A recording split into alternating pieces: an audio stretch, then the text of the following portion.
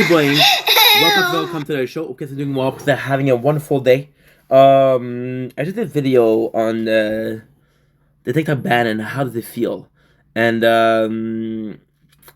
it was weird because again I was saying that how I wasn't affected, and I'm on Instagram and I'm talking to people and I'm seeing posts and I'm seeing how people are affected, and right now it's a very trying time. It's a very sad time. I want to react to one of those videos because again I think it's important. I think it's not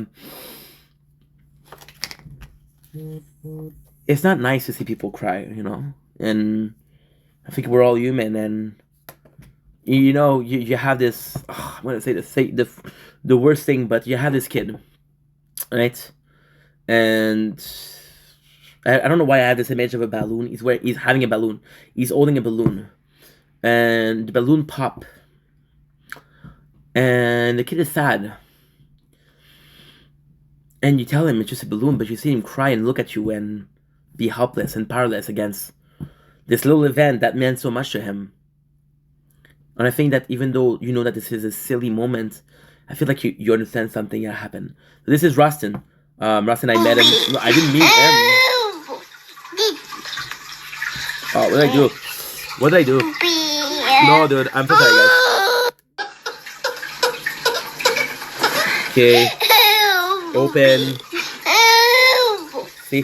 So, Rustin, TikTok. I'm following this person. Okay, fuck it. I'm not gonna be able to. I'm following this person called Planet Mars, and I have followed him for a little bit. Didn't know much about him, but he made a video about Scooby-Doo, and for me it was super funny because I don't remember the video in itself, but it made me laugh, and I followed him. And although I don't really follow him, I don't keep up with him. This video pop up on not my For You page. I follow him, but it popped up, and I'm like, holy shit, dude. Seeing somebody cry, and you can make fun of people for crying, but what I'm seeing right now is an emotion, and I'm seeing emotion, and it's hard to see people cry. It doesn't matter the reason they're crying. It doesn't matter the reason they're crying. Okay. I kind of have acted like the TikTok ban doesn't quite affect me as much as it does, but like, I'm real sad, guys. I'm sorry about that, having a hard time. The phone is completely fucked up. You see him crying. I want to start by saying thank you, I guess. When I was 19, I really thought... Oops. Oh, well, shout out to Pat Mark. You see, you see him cry, and you're like, holy shit, dude. And I know it's silly, because I don't know this person, and they don't know me, and they'll never know me, and I'll never know them. And, it doesn't matter. I think social media is where... I feel like as a content creator, I put my life out there. I put my life out there in... I don't know. I put my life out there, personally speaking. So when I have emotion, I'll come to you guys.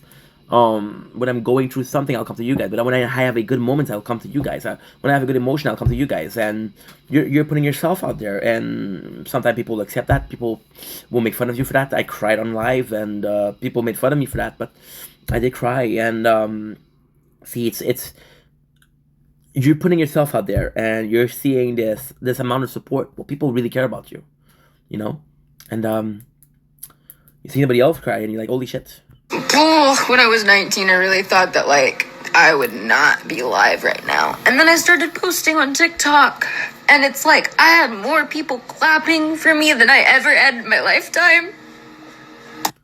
In the first video of this, I was talking about how it shouldn't affect you. It shouldn't affect you because I'm Canadian. It's not going to affect me. It's a fucking app. Who cares? But you see people crying, like, holy shit, that sucks. And y'all kind of gave me this, like, spark to keep going, It's the meaning behind it, not the action. I talk about intention so much, about doing something bad but having good intention, or doing something good but having bad intention. For people closing, this what it means to them. Funnily enough, I saw this, I was like, oh fuck, dude. I have to talk about it again because I felt like I wasn't compassionate enough in the first video, right? And I saw this video and I saw him cry, and I was like, holy shit, dude. This is a beautiful show of emotion. This is a beautiful show of what it means to some people. Not everybody, but some people, right?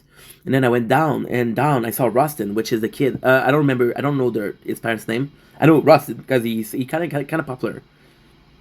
I know Rustin because of like TikTok. I don't know him, but I know him. Oh.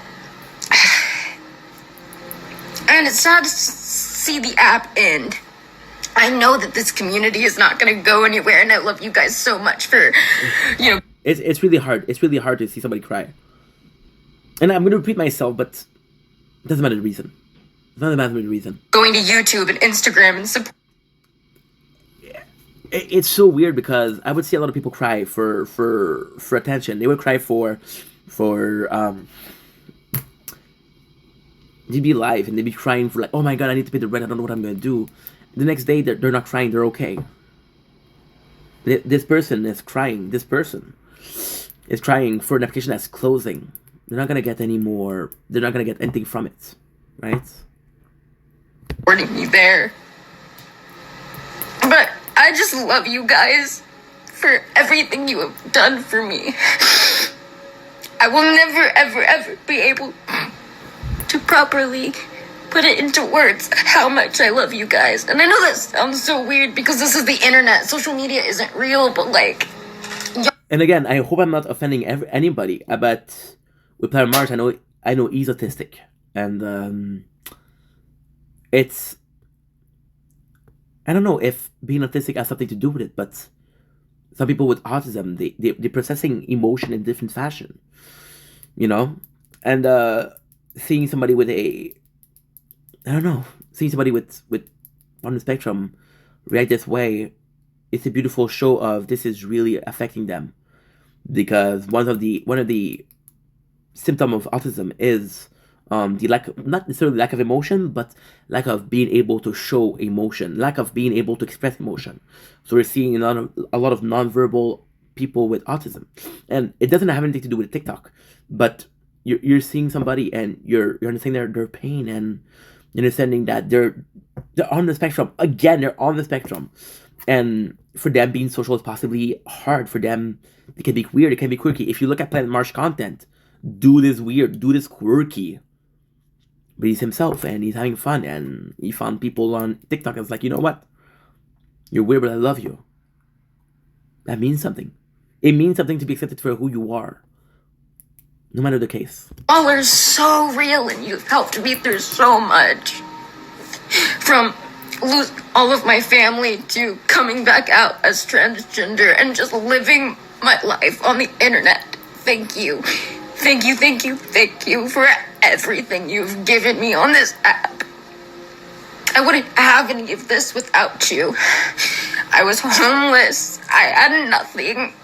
So thank you. Oh, it's so dramatic and so raw, but thanks, I guess. Like, this is pathetic. Fuck this. I'm gonna be so... It's tough, dude. It's tough. It's tough. And yes, I talk about the spectrum.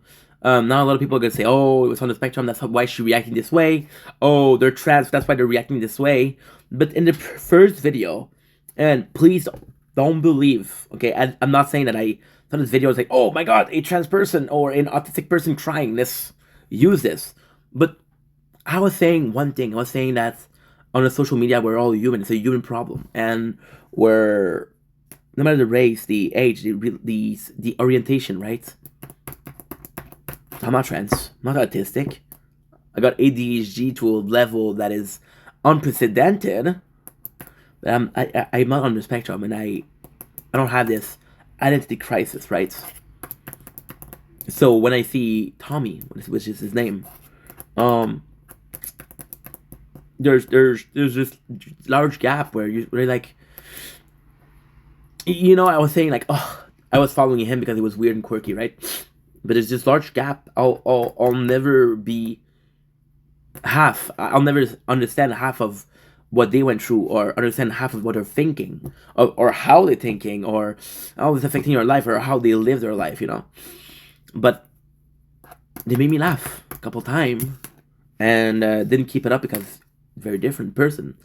But you see somebody they're making you laugh, and then you see them cry, and like, dude, you know. And again, I think there's a lot of work to do when it comes to be more compassionate, right? I think social media, yes, social media right was now. a way to see the worst in people. In a lot of cases, a lot worse of people. We're seeing now a rise in lolcow, and the term lolcow, right?